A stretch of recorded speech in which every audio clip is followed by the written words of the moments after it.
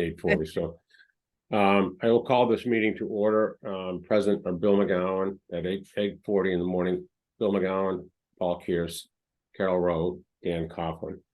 We're here primarily and solely to discuss the membrane issues with Veolia. And Rob, I'm going to put you on the hot seat and let you just give us an update, because you've had a call with your buddy several times, right? Yeah, so Matt, I've talked to, it was a while ago, but most recently when I was on vacation, Yep. he had called multiple times. He blew up my phone, he blew up Scott's phone, and he really wanted to know what was going on. He said they had requested information. We haven't sent any. The attorneys aren't talking. So he was just trying to figure out what was going on, what Cohasset was thinking. And he once again mentioned that there's a complete set of membranes to replace all of bank, either one or two, sitting in Toronto that can't stay there forever. So I nicely said, I have no reception. I'm in Jamaica. I'll get back to this week. Okay. And I did not get back to him based on our last call where he said, don't bother until this meeting. So they do have them sitting there. They are available, and they're waiting on Cohasset to correspond. So we've had discussions about this, I mean, internally, between one or two of the board members. Paul, do you want to talk about the whole discount thing? Because I thought you actually were able to define that very, very well. Well, last time we were talking, they seem to have acquiesced to a certain level of discount towards this whole replacing of the membranes. I don't think they were in the camp of replacing them for 100%. So I'm not sure where we left off on that. I know Scott had indicated that, or maybe it was you, Rob, that indicated there was some wiggle room there. I know we had Rick Holland was supposed to be working with them to find out where we were on the warranty, and putting things together with Michelle Leary of the town to say, hey, these things failed. They claim we didn't stick to the maintenance schedule on it, or there were some adverse conditions that had nothing to do with the membranes that caused them to fail. So we were kind of in that camp of why did they fail? But in the meantime, they did say that they could replace one side, which is the side that failed, with a set out there. And there was, I believe, an offer at a discounted cost to get those from Toronto. So last we spoke with Scott, the plan would be to get that third new side set and then maintain the existing membranes until such time as they can no longer be used, and then swap the new one in its place. And then we're assuming that we could kind of have a maintenance cycle, if you will, where we have, both sides that are in there. We take one side out and replace it with a new one. Then the other side will eventually go within, say, 3 years or 4 years, because our 10-year will be up on the warranty. Then we would just buy one side at a time, something like every 5 or 7 years, as opposed to buying two brand new sides every 10 years or something to that effect. So the question really is for the attorneys to say, what did we agree to? Because they're in Toronto, and I don't want to buy them for $400,000 and then try and negotiate our money back after the fact. No. So I don't know, Rick, where do we leave off, I guess, is the question for Rick. Morning, folks. So I'm not sure, I haven't been privy to whatever communications the town has had directly with Veolia, but as you may recall, we did have some settlement discussions with them, and there was a sort of a draft of protocol. And the consensus was they would keep a couple of membranes on hand while the parties went through a process of trying to figure out what the problem was. And then, as I understand, this concept of simply purchasing a discounted membrane came up. So I think we need to know what we're asking Veolia to do so I can communicate that to them. Yeah, I think the concern is if you purchase another of the same type of membrane, will you have the same type of problem? Is the question the defect of the specific membranes or a problem with their ability to perform in this application? Go ahead, Bill. I'm sorry. Pardon me for interrupting. That's all right. No, I think if we do anything, I mean, other than a discount, what have you, I think we have to have them to, pay for the deinstall of the unit, the reinstall of a new unit, and the disposal of the old unit. I mean, we've already paid to have it in, one deinstalled and reinstalled. I mean, doing it again after X years is ludicrous. So we should do that. I also think if we can, it's sooner than later, subject to negotiations and whatever the attorneys get together and agree upon. I think we say, yeah, we want that thing. I mean, like formally say we want the one in Toronto, subject to us figuring out how we're gonna, figuring out all the details.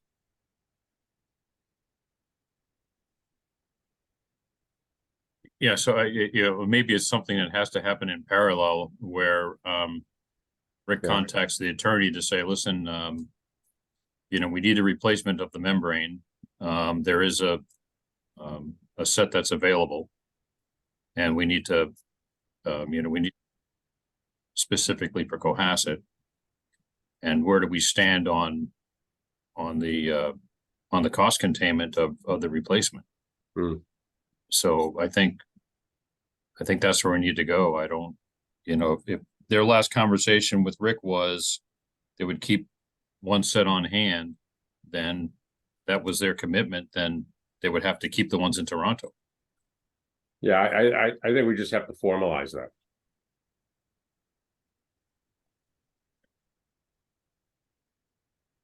So I don't know, Rick, were they waiting on you for a response from us, or? Yes, they are. What was our last response to? There's no formal binding agreement with them pursuant to which they would maintain membranes on hand. The objective was to procure such a binding commitment through some form of an agreement. And that never materialized. And so their last correspondence was that they cannot continue to hold membranes on hand in reserve. But I think what we need to do is reinitiate discussions with Veolia. And I'm happy to call the lawyer.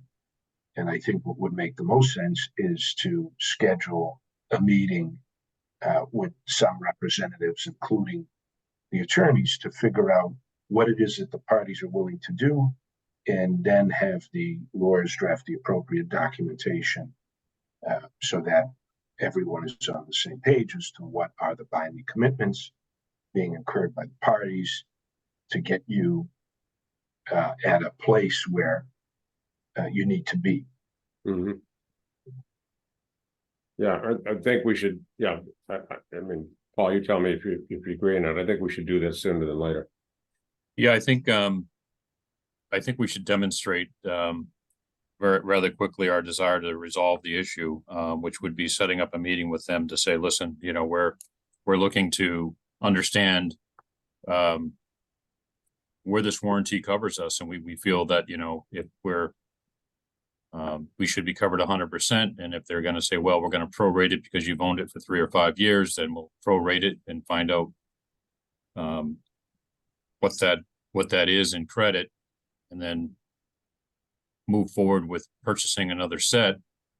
And then we would, maybe negotiate a 50-50 split on the expense of getting it installed. I don't know. you know, we would just have to kind of get there rather quickly. Mhm. I can call the lawyer as soon as we get off the meeting today, and then let you know if I've connected with him. And Okay. if not, I'll also follow it up with an email proposing another meeting. Yeah, and Rick, just let the board know what, what the, keep us up to date, because we're getting asked about what's going on, so. So Rick, do you recommend keeping one board member on your email copies or not? Doesn't matter. Yeah, I think that makes sense. Okay. So only one of us should be on there or else it would be a quorum. No. On an email? Yeah. Yeah, but we send emails to the whole board all the time. Yeah, I we can just send it to communicate one. directly with Bill. Oh, I see, because it's the attorney, all right, yeah, Yeah. that's fine. I can either do it or you do it, Paul, it doesn't matter to me. Okay. You can send it to my attention, Rick, and then we'll see how quickly we can get something up, and then you can circulate it. right. Yeah. Once we get some decisions made and when the meeting's going to be, certainly get things to Carol, and then Carol can disperse them efficiently. So Rob, the big question we have then is, from your perspective and Scott's perspective there, the bad membranes are obviously working based on additional labor and maintenance. How long do you feel that is reasonable to continue? Well, to put it into perspective, Paul, Scott got called in last night because of the high flows and the scouring and the mixed liquor, and it was an issue last night. So he was there almost all night. Okay. So, Rob, to that point, do you have a way of adding up all the cost that you have done or Woodard & Curran has done to keep this thing working? Yeah, we could easily pull the additional sodium hypochlorite, and Scott knows when he cleaned and the hours put in. And then there's notes on timesheets. It's not a significant number. I mean, it's thousands, but not crazy thousands. Yeah, that's fine. We just need to demonstrate the amount of work that we've done on them. And I also think we throw that into the pot to say, whether or not we get it back, that's another story. But I mean, just to say, look at guys, this is what we had to go through. To try to tip the balance in our favor rather than in theirs. So yeah. So how long has those membranes been in place? We're going on 4 years, right, Scott? Yeah, it's 3.5, I think. It was oh no, it would be 4 in January, February, wouldn't it? 4 in January. So we already got 4 of the what's the useful life now? 7? Based on I thought it was 10, but I could be thought wrong. I thought we had a 10-year warranty. Yeah, we all hope for 10. I don't know what was in the documents. Dan might know. Scott may know. Yeah. Who has the warranty? Is that something Woodard & Curran has on file, or is that something Cohasset has? You guys got it. Was we should have it. Capital purchase. I mean, I have a copy too somewhere. So I dare ask Carol, because she has only been on the job for a year. Do you think you would be able to find where we stored such a document, Carol? I'll look and see what I can find. Okay. I know it's more of a archive kind of thing because they were purchased 4 years ago. So you know who can help? Michelle can help. Yep. Because she actually she coordinated that capital purchase and a lot of the negotiations too up front. Yeah, for some reason 10 years is like stuck in my head about these things.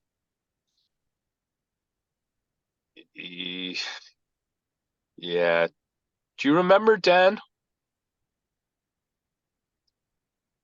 No, I don't. I'd have to go back and take a peek.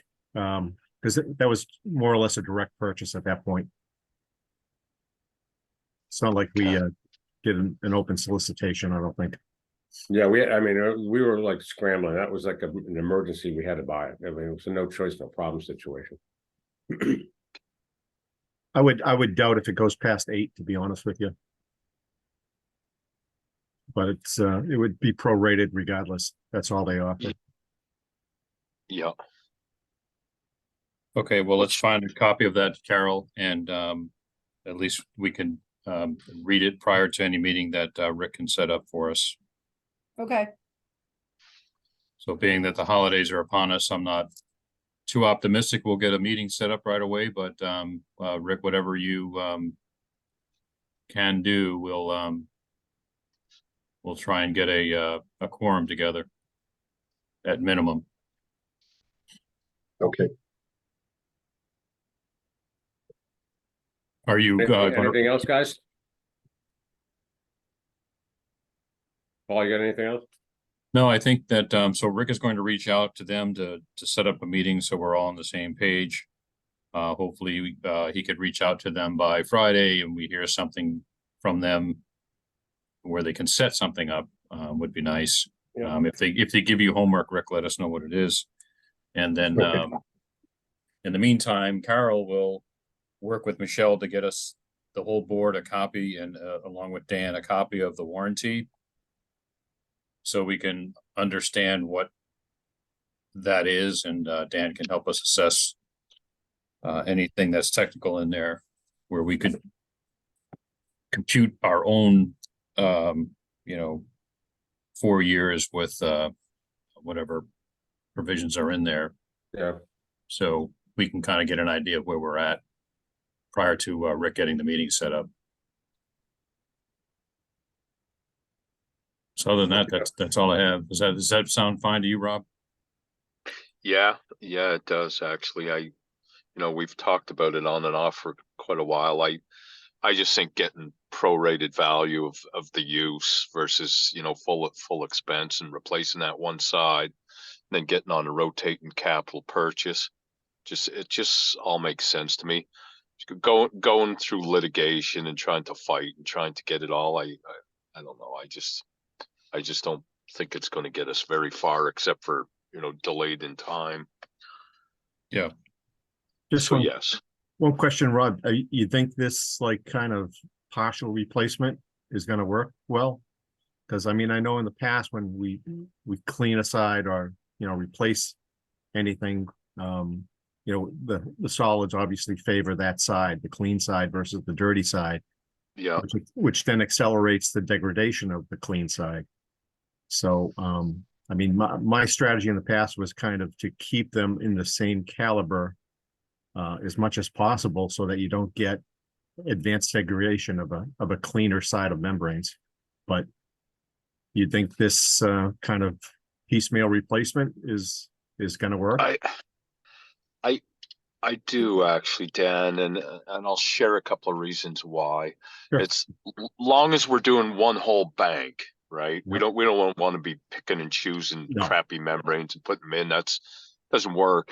The availability is so far out now that I just feel you're better to have one newer set and then be replacing one set so you're not in a jam. Like last time when we did both sets, we were so close to being on the verge of going to the harbor because we couldn't even clean, we couldn't get back and forth. And I agree, a newer one does more work than degraded one.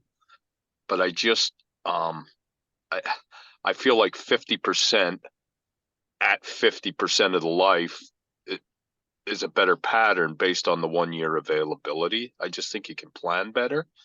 And Scott, correct me if I'm wrong. Is he on? Is Scott on?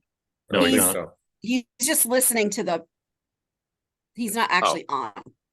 Okay. He didn't want to go into the call. He's scrubbing. His hands up. No? Hold on.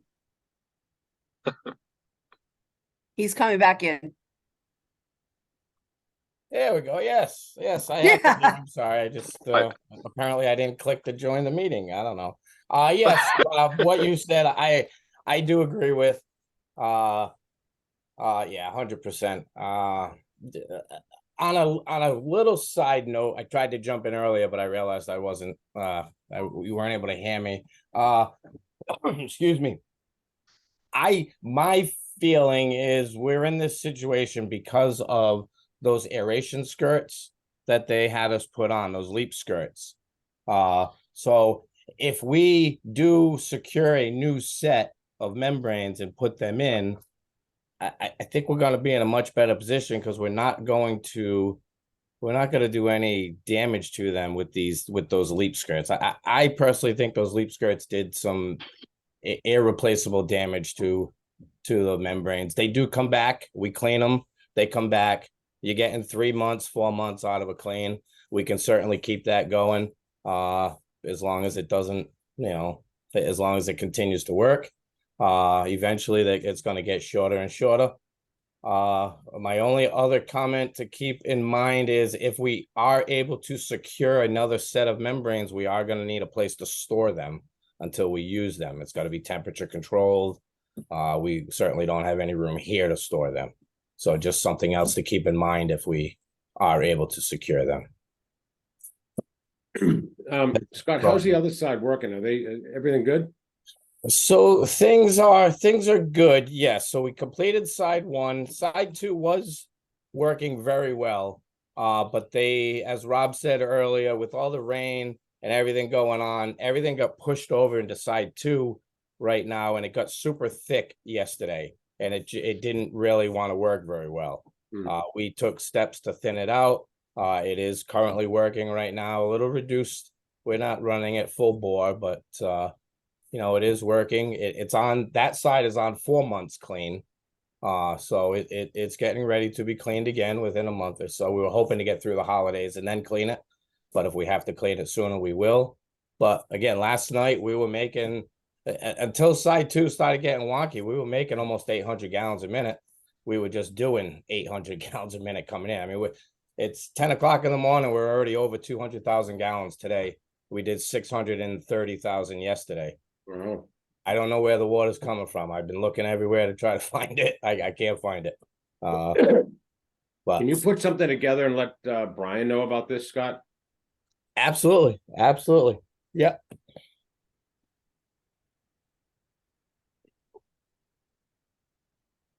The harbor's flooded, right? Or not the harbor, That's the marsh. marsh, correct. The marsh is completely flooded. That's what I think one of the big contributors is, and I know that is kind of on the docket to line that. I think that would be very helpful at some point. It's just the way that it comes in. It just comes in all of a sudden. Like yesterday, high tide was 9:30. By 9:35, we were underwater.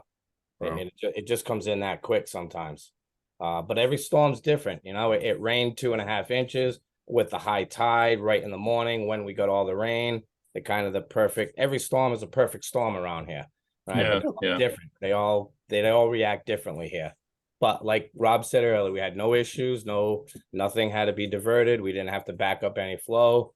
The only thing that cost us last night was my time. But I'd rather have that than have to tell you that we diverted or had other issues. So Yeah. So things are still okay here. It's just a matter of keeping them clean. Okay. All right, so we'll get together with you and Rob in the next couple of weeks to determine, once we hear from Viola, what maintenance plan we want to do. Do we want to, put these new membranes in right away, or do we want to wait if they're running fine through the summer and then put them in? If are we going to get another year out of the membranes or not? So it's just something to think about how you want to proceed. So if every 5 years we replace one side, then we should be theoretically okay. I don't know. Yeah. It sounds like a great plan. Yeah, we shall see. Okay, well, we'll take a look at the warranty and see what that one says first, and then that'll help determine the frequency. I have a question. The original contract was under Suez. Yes. Yes. Okay. Just wanted to make sure. So any other comments? No, I think we're good. If we're all good, I can go off to my real job, so, Okay, yeah, so I make a motion to adjourn. second, and, we'll do a roll call. Bill McGowan, aye.